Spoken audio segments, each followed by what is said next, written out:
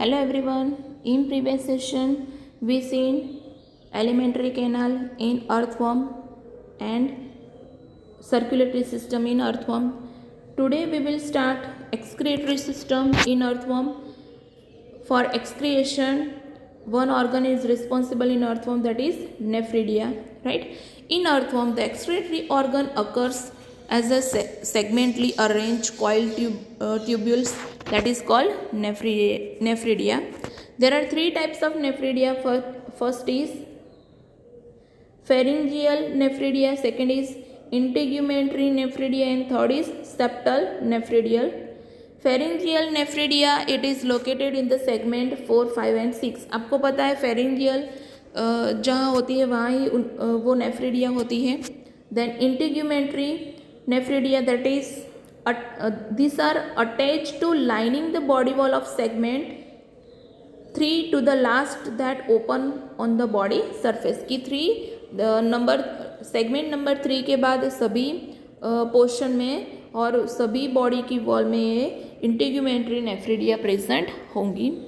सेफ्टल nephridial, it is present on both side of intersegmental septa of segment 15 to the last that open into intestine.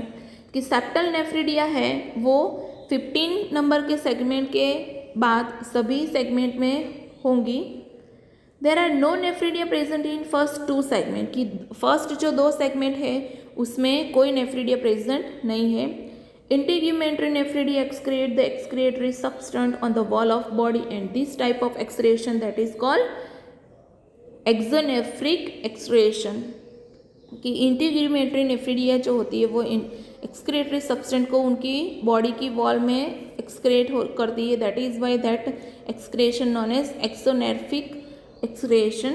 Then pharyngeal and septal nephridia throw the excretory substance into buccal cavity, and that is why this type of excretion that is called enteronephric excretion. So distinguish difference में ये एक्सक्रोनेफ्रिक excretion and एंटेरोनेफ्रिक excretion आपको पूछा जा सकता है. So these different type of nephridia are basically similar in structure. nephridia regulate, इसका function आपको दिया है यहाँ. Nephridia regulate the volume and composition of body का जो वॉल्यूम एंड कंपोजिशन है वो मेंटेन करते हैं. Nephridium start out as the funnel that collect excess fluid from the coelomic chamber. कि वो कैसे स्टार्ट करता है फंक्शन करना कि एक्स्ट्रा फ्लूइड होता है कोलियोमेट्रिक चैम्बर में, वो कलेक्ट करते हैं. The funnel connects with a tubular part of nephridium which delivers the waste through a pore to the surface in the body wall into the digestive tube. आप यहाँ देख सकते हो कि ये जो 3 सेगमेंट है उसमें जो इंटीग्यूमेट्री नेफ्रिडिया है वो नहीं प्रेजेंट होगी, बट डॉट डॉट में नंबर 3 सेगमेंट के बाद हर एक लोब में आपको डॉट डॉट दिखाई देता है. That is called integumentary nephridia. Right. Then pharyngeal nephridia and then septal nephridia which are present interlobe or we can say intersegment के अंदर 2 सेगमेंट के बीच में जो भी पोर्शन होता है वहाँ प्रेजेंट होती है. राइट. वेरी इजी है ये नेफ्रिडिया अर्थवर्म की. आपको सिर्फ लोकेशन एंड स्ट्रक्चर ही उसके याद रखने हैं. उसके बाद आएगा नर्वस सिस्टम. जैसे हमारी बॉडी में नर्वस सिस्टम होती है सेम वे अर्थवर्म की बॉडी में भी नर्वस सिस्टम होती है. Right. So nervous system of earthworm is ganglionated. Ganglion cell होते हैं, उनमें nerve cell unite to form ganglia. Nerve cell combine होके क्या बनेगा? Ganglia. So a pair of ganglia is located on the ventral side in each segment after 5th segment. कि जो ganglia की पैर है वो कहाँ? वेंट्रल साइड लोकेटेड होंगी. कहाँ? After 5th segment. It is known as ventral nerve cord. उसको हम क्या बोलेंगे? Ventral nerve cord. Right. The pair of ganglia is located on the ventral side in posterior part of the 3rd segment. आपको ये जो location है वो आपको याद रखना है. Ventral side posterior part of 3rd segments. It is known as pharyngeal ganglial, right. On the dorsal side, की वेंट्रल साइड है, उस गैंग्लियन को हम क्या बोलेंगे, पेरिंजियल गैंग्लियन। एंड जो डॉर्सल साइड है that is located in third segment, so that is known as pharyngeal super pharyngeal ganglion, right? And these ganglia are connected to pharyngeal ganglia through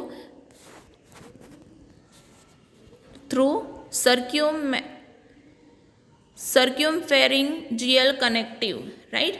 So this pair of circumpharyngeal is connected with the subpharyngeal ganglia and suprapharyngeal ganglia form a nerve ring, कि subpharyngeal ganglia and suprapharyngeal ganglia combine होके क्या बनता है, nerve ring. And the cerebral ganglia along with other nerves in the ring integrate sensory inputs as well as command muscular response of the body, right? So 1 marks में इसमें से question आ सकता है, right? ऐसा नर्वस सिस्टम अर्थवर्म का नहीं पूछा जा सकता है, बट ये जो अर्थवर्म है वो आपको कॉलेज में डिसेक्शन में आएगा, तो आपको सभी एनाटॉमी मीन्स के सभी सिस्टम को अच्छे से समझना है, ठीक है। उसके बाद सेंसरी ऑर्गन, आपको पता है कि अर्थवर्म कोई भी सेंसरी ऑर्गन पजेस नहीं करते हैं, right. Sensory system does not have eyes but does possess light and touch sensitive organ, that is called receptor cell, to distinguish the light intensity and to feel the vibration in the ground. Earthworm have specialized chemoreceptors which react to chemical stimuli, and these sense organs are located on the anterior part of earthworm, right? Very easy. Supermost IMP question, that is the reproductive system of earthworm, right. ये बहुत important question है, आपको एकदम easy से आ जाएगा। जैसे digestive track segment के हिसाब से आपने याद रखा था सभी ऑर्गन, वैसे ही ये याद रखना है। Earthworm is hermaphrodites, means testis and ovary present in same animal, right. एक ही एनिमल में ओवरी एंड टेस्टिस होता है। There are 2 pairs of testes which is present in 10th and 11th segments. You can see here 10th and 11th segment, 10th में और 11th में, right? क्या है, testis, और वो टेस्टिस कहाँ प्रोटेक्ट हुए हैं, टेस्टिस सेक में से, और उसमें से वास डिफरेंशिया निकलती है एवरी टेस्टिस में से। There was differentiation run up to 18th segments when they join the prostatic duct, कि ये जो वास डिफरेंशिया है दोनों की, वो कहाँ, जो प्रोस्टेट ग्लैंड है, यहाँ जो प्रोस्टेट ग्लैंड है यहाँ है, राइट, वहाँ वो अटैच होती है। 2 pair of accessory gland are present, means 1 pair of each in the 19th and 7th segment. Accessory gland present in 17th and 19th segments. You can see 1, 2, 1 pair, second pair, right? That is called accessory glands, right? So 2 pair of accessory gland are present. It means 1 pair of each in 17th and 19th segments. The common prostate and spermatic ducts open to the excrete by a pair of male genital pores, कि जो भी common prostate and spermatic ducts है वो कहाँ open होती है, male genital pores में, on the ventrolateral side of the 18 segments की 18 नंबर के सेगमेंट्स में, मीन्स कि यहाँ वेंट्रोलैटरल साइड 18 नंबर के सेगमेंट में ओपन होते हैं। 4 pairs of spermatici are located in 6 to 9 segments. आपको पता है जहाँ स्पर्म सेल स्टोर होते हैं, that is called spermathecae. 1 pair in each segment, they receive and store spermatozoa during copulation. Copulation means के मैटिंग, मीन्स के रिप्रोडक्शन की, जब रिप्रोडक्शन होता है तब दोनों मीन्स के वहाँ क्या होता है, स्पर्म सेल और we can say spermatozoa store होता है, राइट। सो जो भी आपको लाइनिंग में दिया है वही आपको यहाँ एक्सप्लेन करना है। पहले आपको जो टेस्टिस है उसके बारे में बताना है, नंबर ऑफ टेस्टिस और उसमें से निकलती है वास डिफरेंशिया कहाँ अटैच होती है। देन उसके बाद आपको 17 और 19 में जो एक्सेसरी ग्लैंड दी है उसके बारे में आपको बताना है।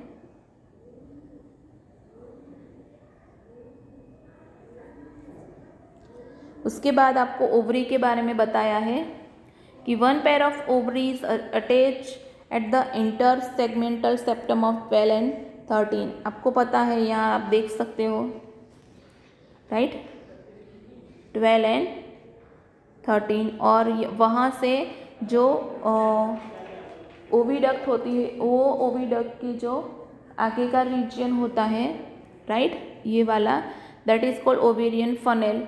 एंड ओवेरियन फनेल दोनों साइड के ओवरी की ओवेरियन फनेल कंबाइन होके 14 नंबर के सेगमेंट में वो ओपन होती है, right. So ovarian funnel are present beneath the ovaries which continue into oviduct join together and open on the ventral side as a single median female genital pore on the 14th segments, right। मैंने जो आपको बताया वही आपको यहाँ लिखा है।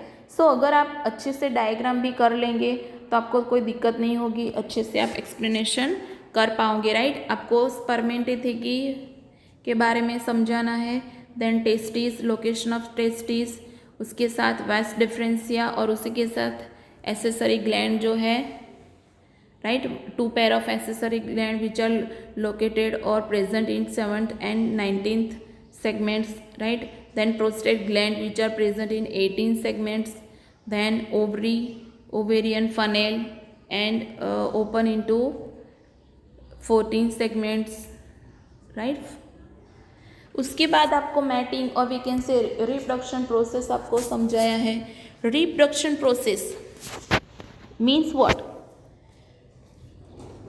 अ mutual exchange of sperm occurs. आपको ये क्वेश्चन दो तरह के पूछे जा सकते हैं, या तो reproductive tract, only reproductive tract पूछा जा सकता है, या फिर आपको reproductive tract and reproduction process दोनों पूछा जा सकता है। सो आपको अच्छे से क्वेश्चन पढ़ना है और उसके बाद आंसर लिखना है। मैटिंग मीन्स कि कैसे रिप्रोडक्शन होता है वो हम देखेंगे यहाँ। A mutual exchange of sperm occurs between two worms during mating. One worm has to find another worm and they met, juxtaposing opposite gonadal opening. Means what? कि दोनों जो अर्थवर्म होते हैं वो एक दूसरे से ऑपोजिट साइड अरेंज होते हैं, right. The male genital pores of one comes in contact with pores of spermathecal of another earthworm. Means what? कि एक दूसरे के साथ ऐसे अरेंज होना है कि जिससे दोनों अर्थवर्म के जो स्पर्मेथिकल पोर्स जो होते हैं वो एक दूसरे से कांटेक्ट में आए, जिससे वो अपने जो स्पर्मेटोजुआ होता है वो एक्सचेंज कर पाए, जो पार्टनर होता है, पार्टनर जो अर्थवर्म होता है उसके साथ। In this situation due to releasing of sperm cell enter in the spermathecae of companion animal, की उनके जो रिलेटेड एनिमल होता है उसके बाजू में जो एनिमल होता है, अर्थवर्म होता है, उनके साथ वो अपने स्पर्म को एक्सचेंज करेंगे, स्पर्मेटोजुआ को, right.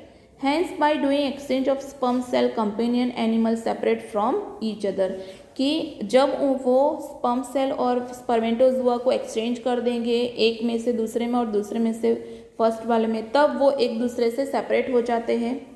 Then formation of cocoon, कि सेपरेट होने के बाद वो एक दूसरे से ऑपोजिट अरेंज होगी, ऑपोजिट जाएंगे, और कब तक जाएंगे? जब तक क्लिटेलियम जो रीजन होता है वहाँ वो ना आ जाए। कि after some times the glands of clitellum does secretes and make a white girdle like structure, कि क्लिटेरियम रीजन में से हार्मोन रिलीज होते हैं, सिक्रेशन होता है, और उसके बाद वाइट कलर का गिर्डल स्ट्रक्चर फॉर्म होता है। Due to construction slowly girdle tube move towards anterior end, की कंस्ट्रक्शन की वजह से वो जो white girdle like structure form हुआ है वो एक दूसरे से ऑपोजिट डायरेक्शन में आगे बढ़ेगा, moves towards and the girdle moving towards anterior and when pass from spermatheca region sperm cells stored in spermatheca enter in it means what कि गिडल लाइक स्ट्रक्चर है वो जब स्पर्मेथेकी रीजन से पास होंगे तब उनमें जो पार्टनर एनिमल के जो स्पर्म सेल है वो गिडल में आ जाएंगे और वो गिडल में फिर अपने एग सेल जो पार्टनर एनिमल है उनके कंपेनियन एनिमल जो है उनके sperm cell and nutrient fluid होगा. So now in this tube जो हम गिडल ट्यूब बोलते हैं उसमें egg cell of same animal, sperm cell of